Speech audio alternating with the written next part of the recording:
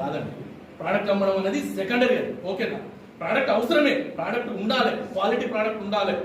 కానీ direct selling అంటే ఏంటి అంటే ఒక మంచి పేఅవుట్ తీసుకోవడం, ఒక మంచి రెవెన్యూని జనరేట్ చేసుకోవడం, ఒక మంచి ప్యాసివ్ ఇన్కమ్ జనరేట్ చేసుకోవడం. మన యొక్క డ్రీమ్స్ ఏదైతే ఉందో 30 సంవత్సరాలలో నువ్వు ఏదైతే డ్రీమ్స్ ఫుల్ఫిల్ చేసుకుంటావో 3 సంవత్సరాలలో ఆ డ్రీమ్స్ ఫుల్ఫిల్ చేసుకోవడం.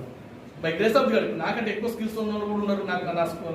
నాతో చదువుకున్నటువంటి మా ఫ్రెండ్స్లలో నాకంటే ఎక్కువ చదువుతూ ఉన్నాడు, నాకంటే మంచి స్కిల్స్ ఉన్నవాడు ఉన్నాడు, నాకంటే ఎక్కువ ఇంగ్లీష్ మాట్లాడేటోడు ఉన్నాడు, నాకంటే మంచి కాలేజీలలో మంచి స్కూల్లో చదువుకున్నట్టు ఉన్నాడు.